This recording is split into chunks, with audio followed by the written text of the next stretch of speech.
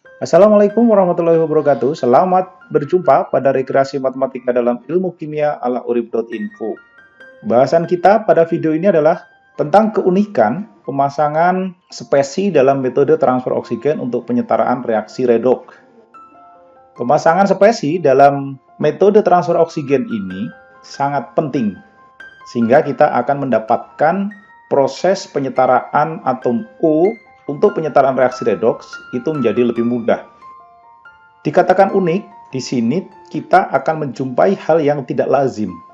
Namun demikian, ketidaklaziman itu akan terbayar dengan proses penyetaraan reaksi redoks yang sesuai kaidah stoikiometrinya. Setara dalam jumlah atom dan setara jumlah muatan bila itu dalam bentuk ion.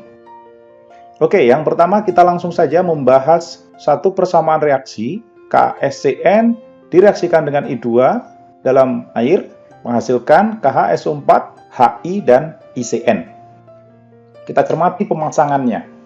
Sebagaimana metode-metode penyetaraan reaksi redoks, zat-zat yang akan mengalami perubahan itu selalu akan dipasang-pasangkan. Yang pertama, zatnya KSCN. Kemudian yang kedua nanti adalah I2, sedangkan H2O kita tidak perhatikan. Itu adalah kekhasan di dalam metode transfer oksigen untuk penyetaraan reaksi redoks. Hidrogen dan oksigen itu adalah proses akhir nanti untuk dipertimbangkan. Jadi kalau kita pasangkan, tentu saja KSCN akan dipasangkan dengan spesi di ruas kanan. Dia harus mengandung K, harus mengandung S, harus mengandung C, dan harus mengandung Cn. Oleh karena itu, ini kita hapus dulu. Kemudian yang ini juga sama, kita hapus. Kemudian bersisalah seperti ini.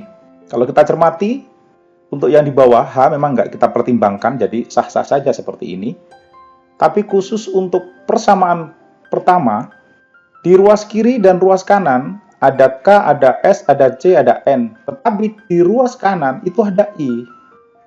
Sementara kalau kita akan menggunakan I ini, I2 ini, sebagai bereaksi, ini akan semakin runyam, nanti tidak akan ada beda dengan persamaan kedua, sehingga kita tidak bisa menyelesaikan. Satu-satunya cara adalah dengan meminjam HI. Kata-kata meminjam itu berarti nanti akan dikembalikan pada saat akhir. Ini adalah solusi unik ketika kita menggunakan metode transfer oksigen. Copy, kemudian kita letakkan di sisi sini. Setelah kita cek persamaan 1 dan persamaan 2 beres, maka langkah berikutnya seperti metode transfer oksigen adalah kita setarakan unsur-unsur selain O dan H. Di ruas kiri dan kanan harus setara. Proses untuk persamaan pertama, unsur selain O dan H semuanya sudah setara.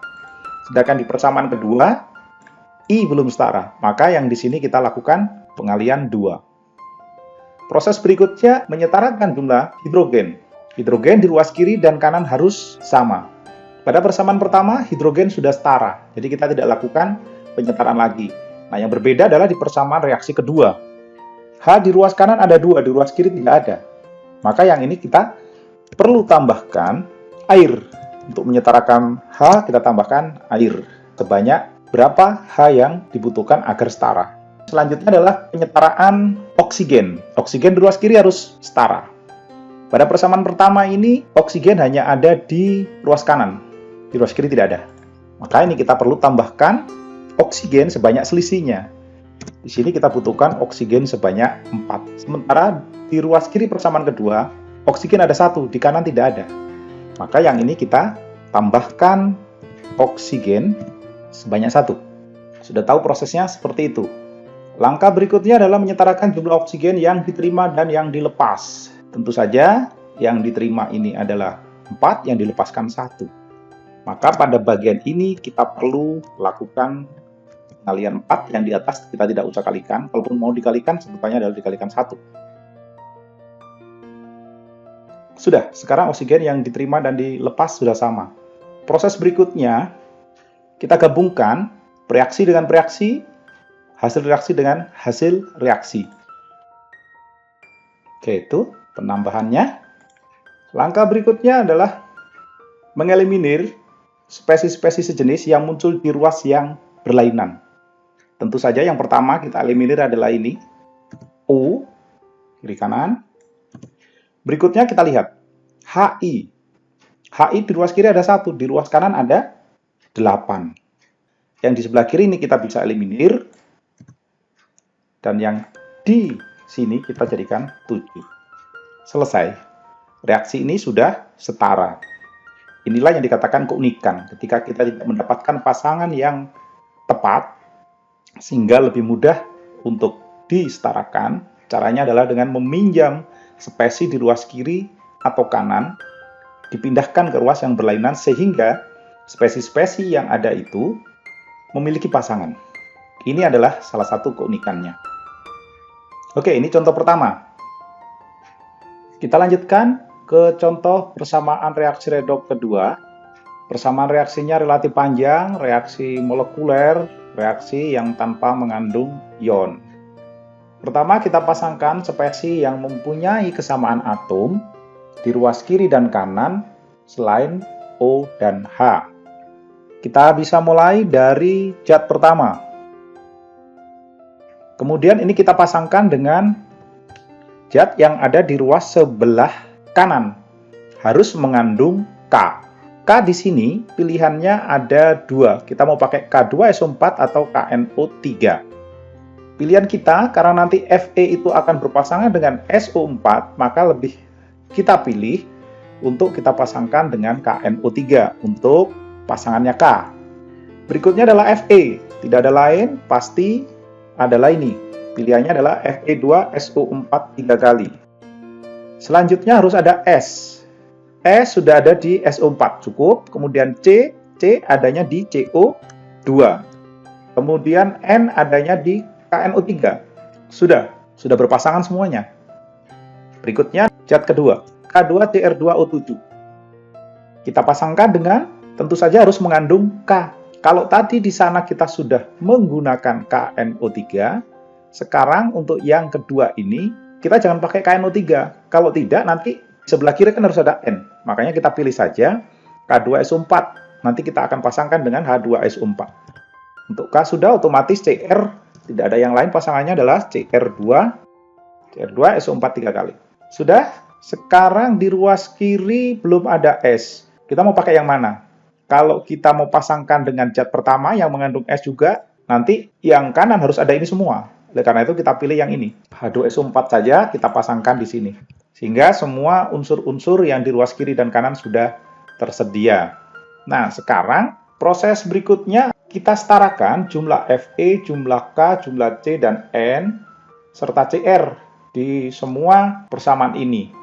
Jadi kita setarakan jumlah unsur-unsur selain O dan H. Kalau ada K, prioritaskan terakhir. Kalium itu logam alkali biasanya, apalagi kalau sudah diketahui persamaan reaksinya lengkap seperti itu, kita tidak jumpai K mengalami oksidasi atau reduksi. Makanya diprioritaskan di urutan terakhir. Kalau begitu, untuk yang pertama ini kita prioritaskan adalah Fe. Setarakan dulu Fe. Fe di kiri 1, di kanan 2. Berarti ini kita kalikan 2 untuk Fe. Kita tandai saja di sini, agar kita tahu itu sudah kita lakukan pengubahan. Dan nanti kita tidak boleh lagi mengubah apapun yang sudah kita berikan koefisien. Berikutnya S, nanti dulu, S di sini nggak akan bisa sama ini ya. C di ruas sebelah kiri jumlahnya adalah 2 dikali ini 6, ya kan? C-nya 6 kali 2, berarti 12. Berikutnya lagi N juga sama dengan C dong, 12, berarti ini kita kalikan 12. Kemudian yang di bawah, jumlah K sama-sama 2, jumlah CR sama-sama 2, jumlah S, nah ini langsung saja nih. S di ruas kiri ada 1, di ruas kanan ini 1, ditambah yang di sini 3. Jadi totalnya 4, berarti di sini kita kalikan 4. Balik lagi ke persamaan reaksi yang pertama. Sekarang ini di persamaan reaksi pertama, kita sudah berikan koefisien awal. Dan kita periksa apakah sudah setara atau belum untuk unsur-unsur selain O dan H. Kita periksa K. K di ruas kiri ada 8, di ruas kanan ada 12. Kita lihat K saja ini sudah bermasalah. Nah, sekarang kita pilih di antara 3 zat yang di ruas sebelah kiri ini, agar bisa kita pilih, kita ambil untuk melengkapkan, sehingga jumlah K-nya sama dengan 12 untuk yang di kiri. Karena di kanan kan sudah kita nggak boleh lakukan pengubahan. Kalau kita pilih yang ini, K2CR2O7, nanti akan jadi bermasalah karena dia sudah sama dengan yang di bawah. Kita tidak punya pilihan lain selain yang ada di sini. Karena tidak punya pilihan lain untuk bisa melengkapkan K, ini mau nggak mau kita akan pinjem K2SO4. Kalau kita minjem KNO3, nanti akan bermasalah lagi di sini. Jadi di sini kita pinjem zat atau spesi di ruas kanan, padahal ini kan di ruas kiri. Nah, ini keunikannya. Kita tambahkan saja dulu K2SO4. Berapa harus kita tambahkan K2SO4? Ya, selisihnya tadi kan di sini 8, di sebelah sini 12. Sehingga kurang 4. Maka yang ini K-nya kita kalikan 2. Oke. Sudah, sekarang K-nya sudah beres. Sekarang kita periksa lagi S. S belum kita perhatikan. Kita periksa lagi S. S di ruas kiri, ini jumlahnya 6 kali 2. 12, 12 ditambah ini 1 kali 2. Berarti S di ruas kiri jumlahnya ada 14. Sementara itu di ruas kanan, karena kita sudah tidak boleh mengubah koefisien yang ada, ini ternyata jumlahnya sebanyak 3 untuk S. Sehingga kekurangan S di ruas kanan sebanyak 11. Kita mau ngambil S yang mana di ruas kanan? Mau ngambil yang di sisi sebelah sini. Karena sudah dipakai di sini, sehingga nanti akan kesulitan menyetarakannya. Kan kalau kita misalnya pinjam yang di sini, nanti di sebelah kiri juga harus ada CR. Lah, sama dengan yang tadi. Satu-satunya jalan adalah dengan meminjam H2SO4 di ruas sebelah kiri. Ini kita copy, kita tambahkan di ruas sebelah kanan. Coba, ada nggak model seperti itu ketika menyetarakan persamaan reaksi yang ada selama ini? Saya pikir ini adalah suatu kemudahan, walaupun agak sedikit harus mikir begitu ya. Tapi prosesnya akan dapat nanti. Oke, kita hitung dulu tadi. Tadi kita sudah menghitung S di ruas kiri totalnya ada 12 tambah 2, berarti ada 14. Sementara di sebelah kiri tadi jumlahnya hanya ada di sini, yaitu 3. Berarti di sini kurang 11. Itu yang kita perhatikan adalah S-nya loh. Yes, silakan periksa lagi kalau memang perlu diperiksa. Kita periksa di persamaan pertama. Berapa jumlah H di ruas kiri dan ruas kanan, sehingga kita bisa menambahkan H2O di ruas yang kekurangan H. Jelas, di persamaan pertama tidak ada H di ruas kiri.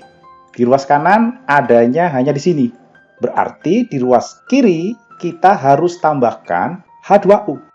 Sebanyak 11 H2O. Lanjut, yang di bawah. Yang di bawah kalau kita cermati, H di ruas kiri ada 8, di ruas kanan nggak ada, berarti ini kita tambahkan H sebanyak 4 dong.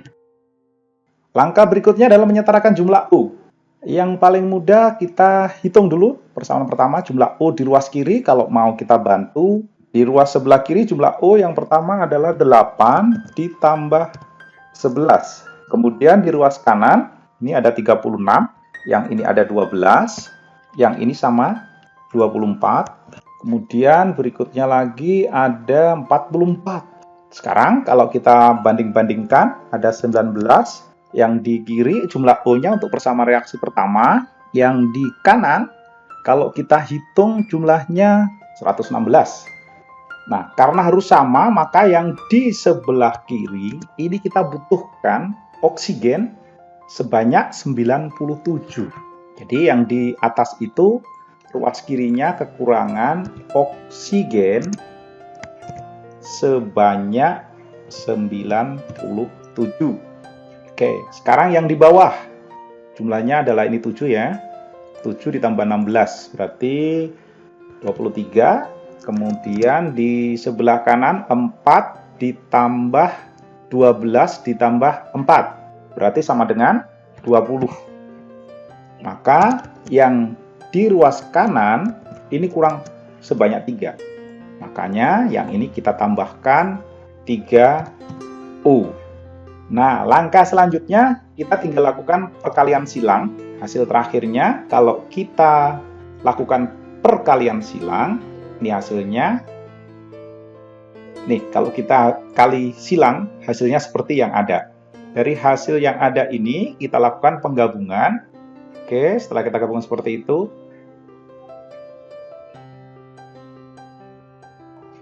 Oke, sekarang kita eliminir spesi yang muncul di kedua ruas. Jelas ini ya. Ini habis. Kemudian ada lagi. Tadi kita tambahkan nih K2SO4 ini ada 6, yang di bawah ada 97. Berarti ini kita kurangkan ya. Kita kurangi 6 semuanya, sehingga ini hasilnya adalah 91. H2O. H2O di sini ada 33, di sini ada 388. Sehingga kalau kita kurangi 33, ini hasilnya adalah ini, yang ini kita eliminir. Lanjut lagi H2SO4. H2SO4 di sini ada 33, yang di sebelah sini ada 388. Berarti kita eliminir lagi 33 yang ini. Oke, apalagi? Nah, kemana K2SO4 tadi yang kita pinjam? Dia kembali posisinya di ruas sebelah kanan. Nah, itulah keunikannya.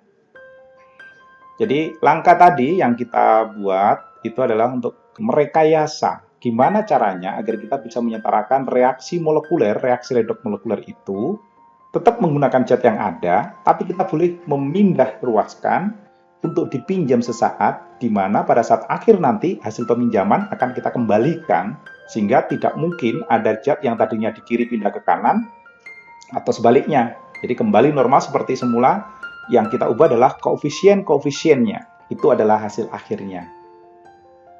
Bagi saya ini adalah suatu keunikan, karena tidak mungkin kita lakukan proses seperti ini di metode-metode yang lain. Apa boleh buat, beginilah caranya, sehingga kita bisa mengembangkan metode-metode yang memungkinkan, tidak terpaku hanya 1-2 metode seperti selama ini.